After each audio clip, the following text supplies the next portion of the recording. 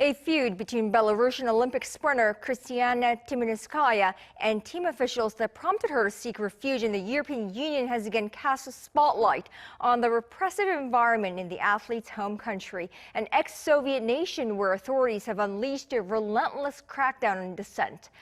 Timanskaya told the AP on last Tuesday, that the team officials who hustled her to the airport and tried to send her back to Belarus made it clear she would, quote, definitely face some form of punishment after she criticized the management of her team on social media. So what is behind this athlete's Olympic crisis and asylum? To have an in-depth look, we have Elena Krostelova, professor of international politics at the University of Kent, on the show tonight. Hello, Professor. Thank you so much for joining us. Absolute pleasure. Now, Timanskaya arrived in Poland on Wednesday, and we are following her tracks.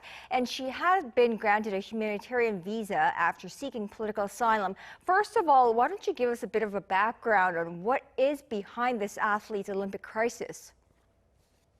Absolutely. Well, by the sound of it, it looks like that everything about Belarus has now become political. With regards to the sprinter, basically, the sprinter was asked to partake. The sprinter who specializes in 100 and 200 meter runs, the sprinter was asked to partake in the relay, which is 4 times 400, which was outside of her specialism. And she, of course, voiced her discontent on the Instagram. But of course, Belarus state media took it out of proportions and made it into a political statement against the regime and denounced her as mentally unstable and emotionally vulnerable, implicating potentially mental hospital treatment and re-education on her forcible return home. But what it also showed when Kristina Timanskaya then made an official statement and asked for help from the International Olympic Committee, it actually showed that it kind of exposed what is happening in Belarus for what it is, that every single action by Belarusian people is now taken out of proportions and turned into politics against Lukashenko regime. It also showed that the regime feels rather vulnerable, if you ask me, because this kind of reaction has been prompted basically to blow out of proportions basically a simple discontent and legitimate discontent by an Olympian, that it actually shows that the authorities remain very vulnerable. And if they need these constant reinforcement messages of fear and order. And also, once again, it put Belarus in a spotlight. It shows that the world, that Lukashenko regime is no longer about simply Belarus. It is actually international, very much international. Now, the Belarusian leader and his son both have been banned from the Tokyo Olympics by the International Olympic Committee, which investigated complaints from athletes that they faced reprisals and intimidation during the crackdown on protests in the country. So why is that IOC couldn't give more aid to this particular athlete when she was seeking help? Well, the situation a little bit more complicated on the ground in that particular sense. Until Kristina blew the whistle, everything until then was actually swept under the carpet, or at least that was the preferential choice of the authorities in Belarus. Or as Lukashenko stated yesterday in his 8-hour-long speech, is that he prefers everything to be and to go quiet. But of course, Kristina brought it to the international attention again. And of course, International Olympic Committee needed to investigate it formally first before reacting properly to what was happening with the Belarusian team. But of course, now we know with all the sanctions and everything else, it is definitely brought out into the open, and there will be implications and repercussions for all those involved, including, of course, in the National Olympic Committee, who is now banned and sanctioned from further dealings and actions.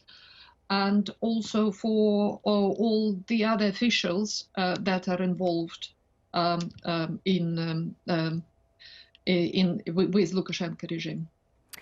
Right. So U.S. slapped more sanctions on Belarus and the Belarusian Olympic Committee last night. Do you think this will work? Well, as we know, that sanctions, of course, have been coming out rather slow, but at the same time, now we're looking at the fourth round of sanctions on the part, in fact, fifth round of sanctions on the part of the EU soon to come, and the sanctions that were issued on Monday, the 9th of August, exactly a year on after the rigged elections. They have a number of meanings. One, of course, is a symbolic meaning that international community continues to stand by, ready to assist and protect the innocent people against the oppression of the Belarusian regime. But there is of course a practical meaning, which this time round targets directly the Lukashenko circles, the so-called wallets that support Belarusian regime. As you know, that there were 23 individuals added and 21 entities added to the list, and including, of course, kind of a revampment of a new executive order. And with that, basically, these wallets included people like Energy Wallet, Mikhail Vorobey, Tobacco Wallet, Alexei Aleksin, Construction Wallet, Kari Construction Empire, Belarus Kali as well, and a number of other enterprises and entities. And of course, the whole range of different officials, including, of course, officials related to the Ryanair accident, or incident, and government officials and sports officials that I've already mentioned, including, of course, the National Olympic Committee. So these sanctions, of course, there is always a big question about sanctions, whether they work or not. But these sanctions becoming smarter by a minute. And I believe these direct sanctions, which are now financial and sectoral, they will definitely have an effect on the situation in Belarus, especially on Belarus Kali, which is one of the biggest export assets of the country. Right. I want to focus a little bit and I want to go into Belarus a little bit. So in the midst of this COVID-19, and people in Belarus have been protesting that the president didn't have the leadership to control and prevent more cases. So in this time of the pandemic, what's the situation like on the ground in Belarus? The situation is actually very alarming because, first of all, of course, we don't really have, because the president did not recognize COVID-19 as a threat. There have been no measures, direct measures put in place, which means that, of course, there is no reliable statistics about what is happening in Belarus and how many people have been affected by COVID. And therefore, there are no response measures. There are, of course, there is a very kind of weak vaccination program introduced, but it is going very slowly.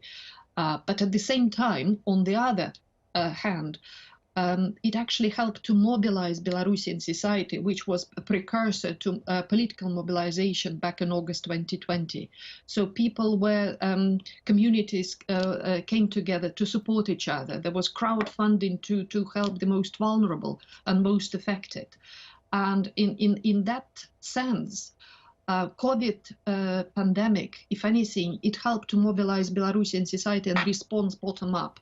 Especially in the absence of the top-down response by the authorities.